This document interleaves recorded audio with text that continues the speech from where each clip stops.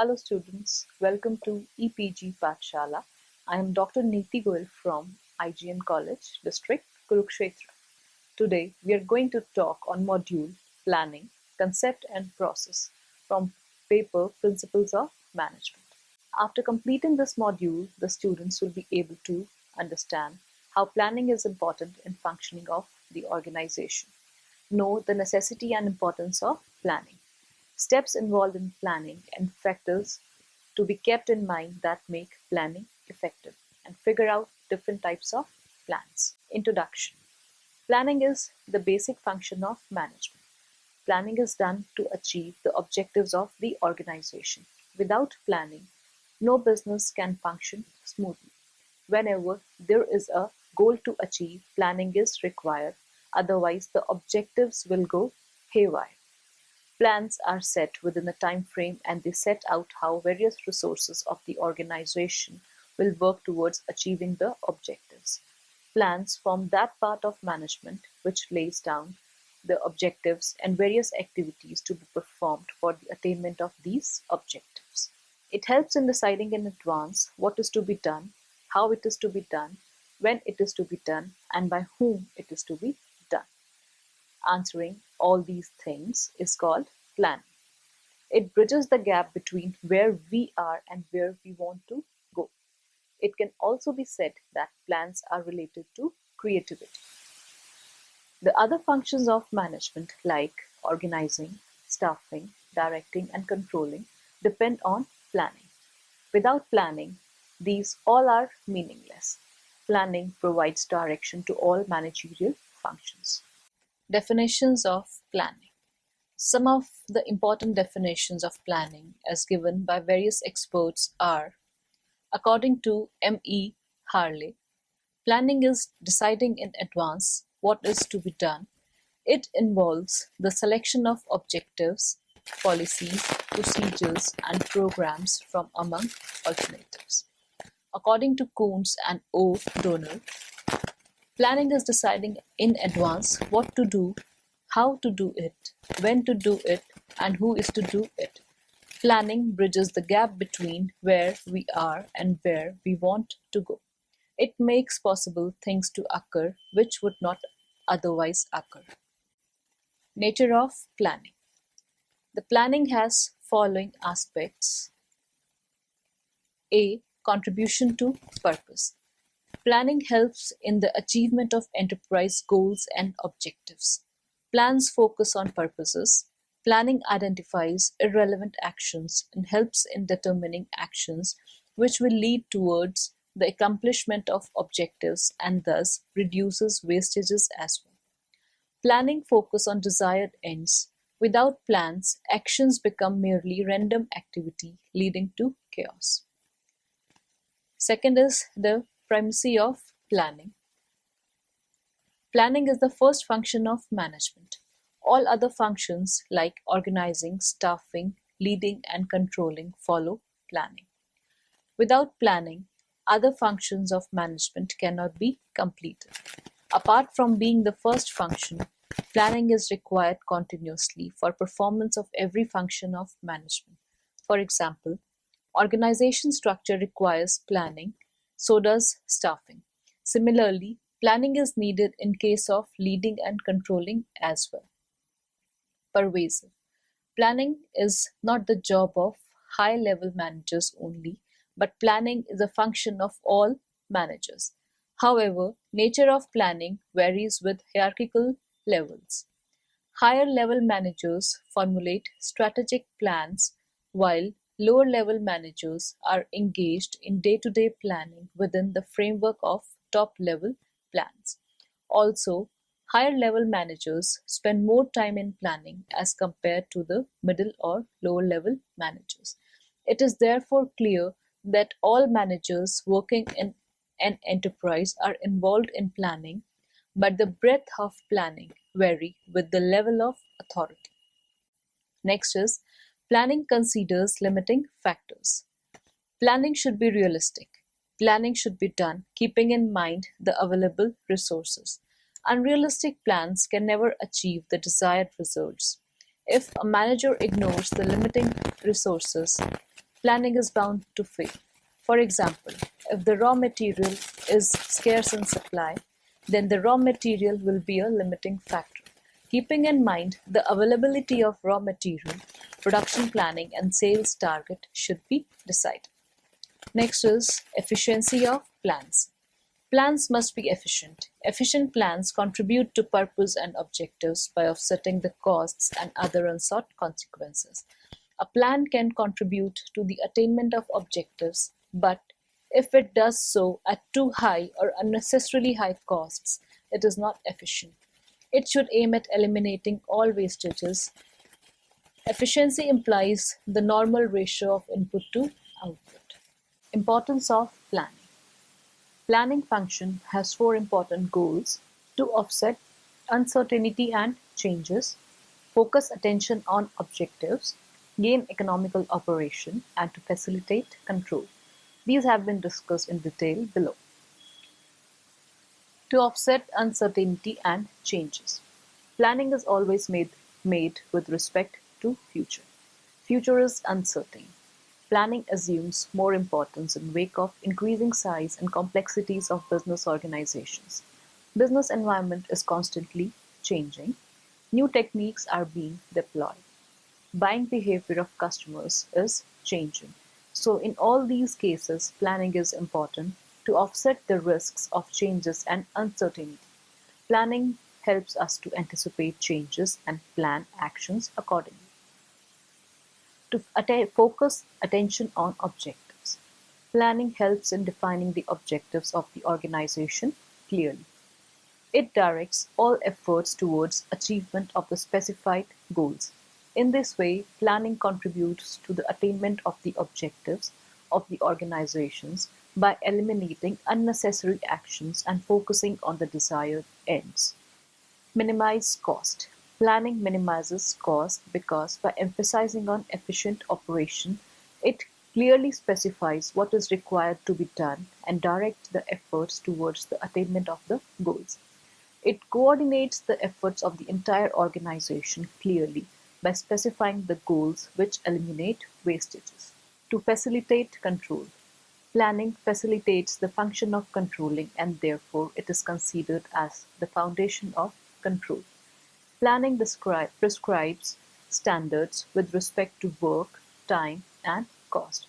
By comparing the actual work performance with the standards laid down, deviations are identified, and in case the work performance is not as desired, the person concerned is held responsible.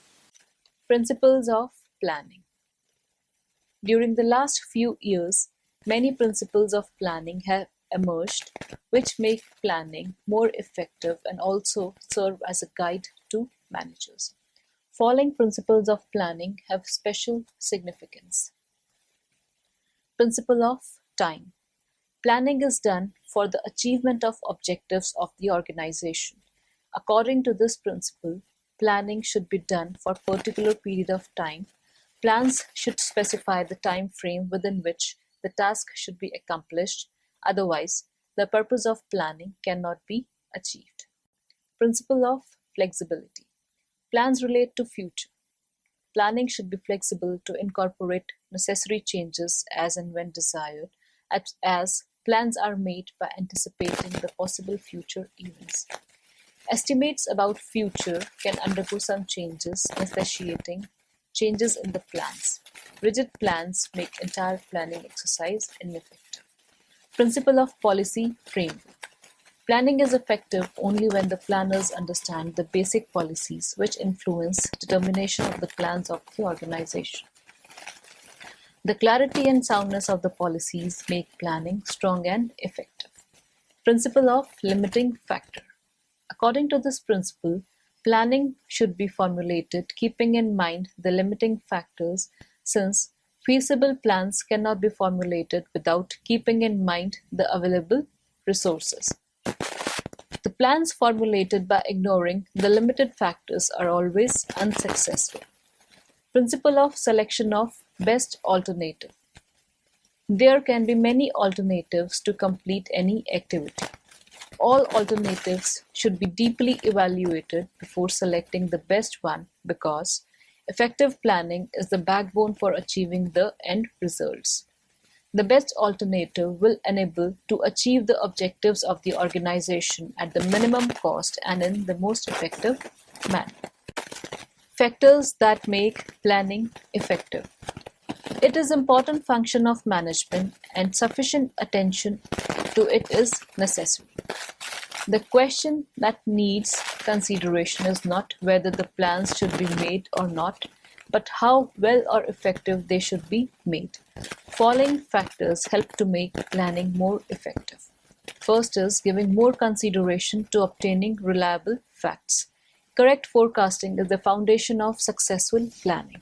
The correctness or otherwise of the plan depends on the adequacy and the truth of those facts on the basis of which forecast has been made. Hence, the planner must ensure the validity of the collected facts, otherwise, entire resources and efforts on planning exercise will get wasted. Next is ensuring employees' participation in planning. Plans should not be imposed. Rather, they should be formulated after consulting all the persons concerned as far as possible. When plans are formulated with the participation and cooperation of all, they will be more attached to them and make all efforts to implement them. Apart from this, even after the plans have been implemented and there have been some suggestions from the persons concerned, they should be kept reserved, and as the opportunity arises, they should be made a part of the predetermined plans. Then, studying deeply the external environment. All those factors which are beyond the control of the planners must be studied deeply. External environment includes the policies of the government, political changes, competition, change in the customer's taste, etc. Statements issued by government from time to time and political situations should be carefully studied. Market survey should be conducted to know the taste of customers. Adopting the regular training system. Lack of adequate mental ability and resistance to changes in plans are the problems which can be overcome by giving regular training to the employees. They should be made to learn about the importance of planning and should be made aware of the art of planning, its implementation, and adapting to changes as per the need of the hour. Making plans simple and practical. Plans should be simple so that any individual with the general ability can easily understand them. Apart from being simple, plans should be practical also. In other words, their objectives should not be so high that they are not within the realm of being realized. Plans should be formulated keeping in view the available resources of the organization. Process of planning or steps in planning. The figure below gives the planning process or the steps in planning. Planning process consists of the following steps. First is being aware of the opportunity. Awareness of an opportunity is the real starting point for planning. It includes identifying all possible future opportunities and then analyzing them in the light of the organization's strengths and weaknesses. Awareness of the opportunity in terms of organizational capabilities helps in setting realistic objectives. So, as a first step, planning requires realistic diagnosis of the opportunity situation.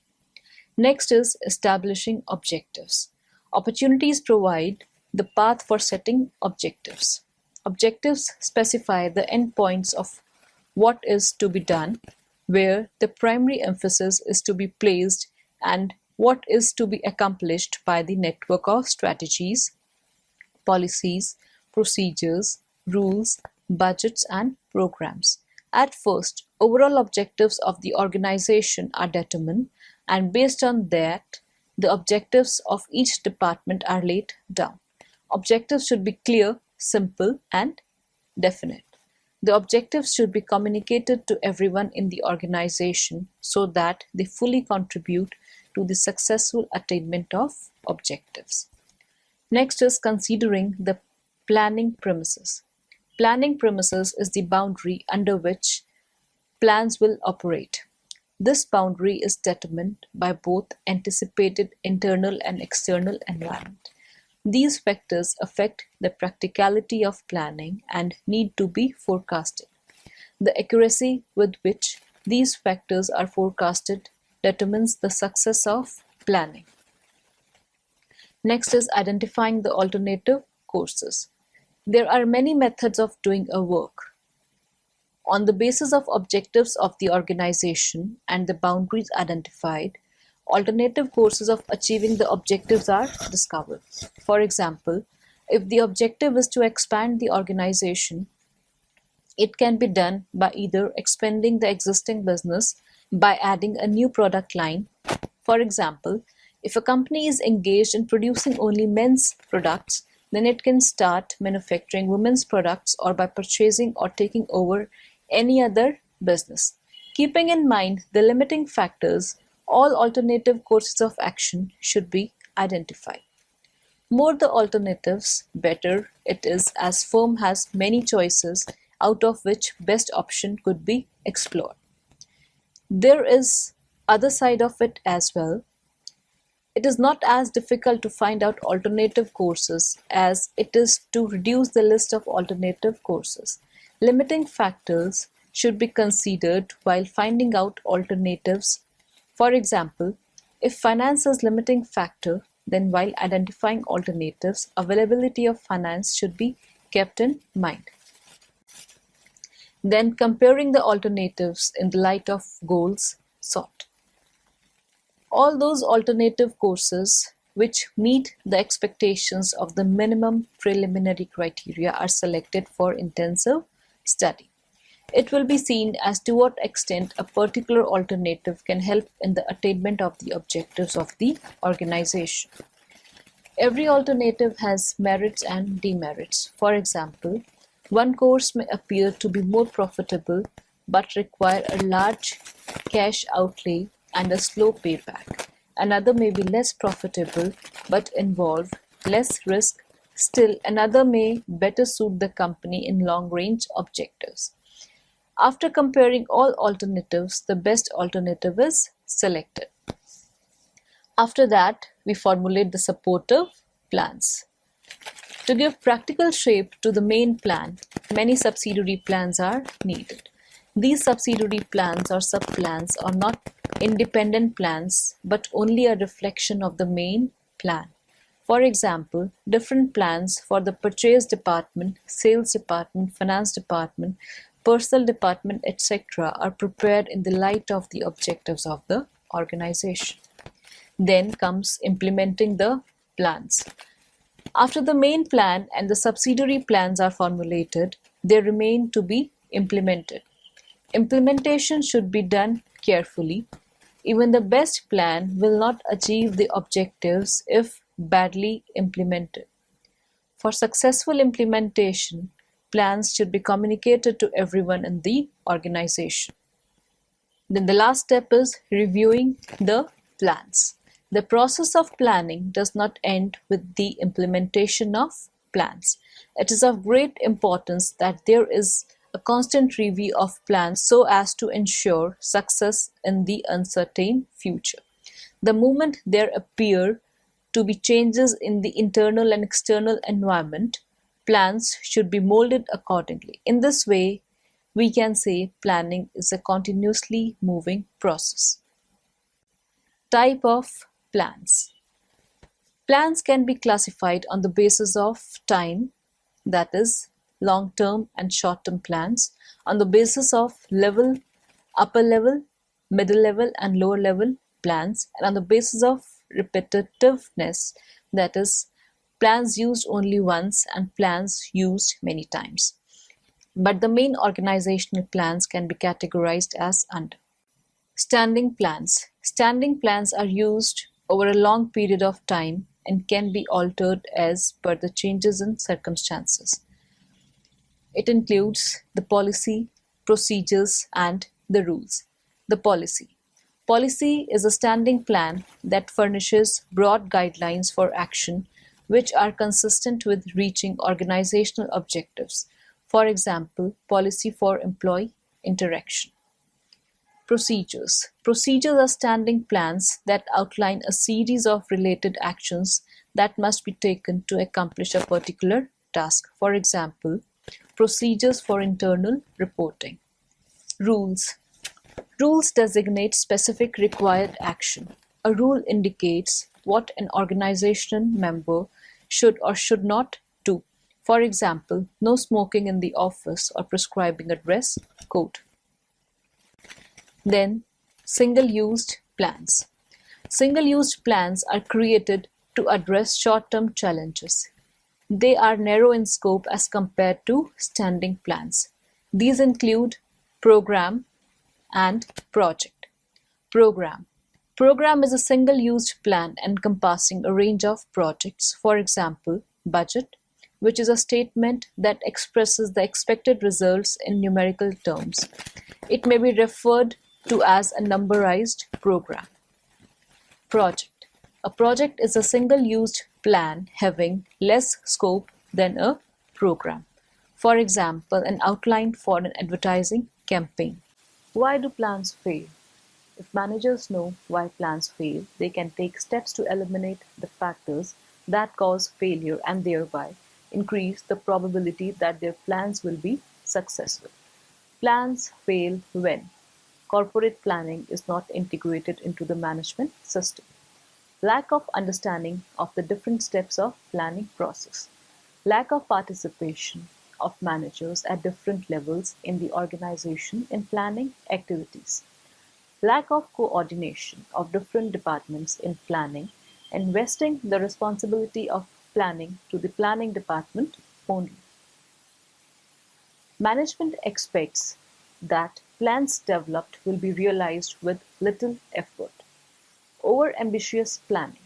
In starting formal planning, too much is attempted at once. Faulty implementation of the plans.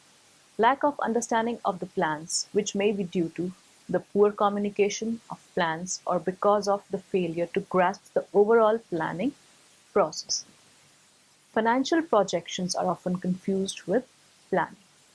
Inadequate inputs are used for planning. So students, let us now summarize what we have learned in this module. Planning is the process by which an individual or an organization decide upon the future course of action. The purpose of every plan and derivative plan is to facilitate the accomplishment of enterprise purpose and objectives. Planning is the primary management function, but it is included in the other managerial functions. The efficiency of a plan is measured by the amount it contributes to the purpose and objectives. There are many steps for developing any plan.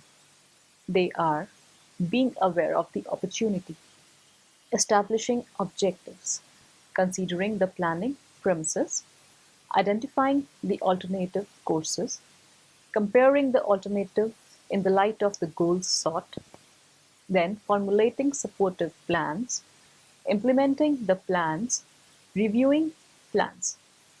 Planning is a continuous process. It does not end. It goes on with every step.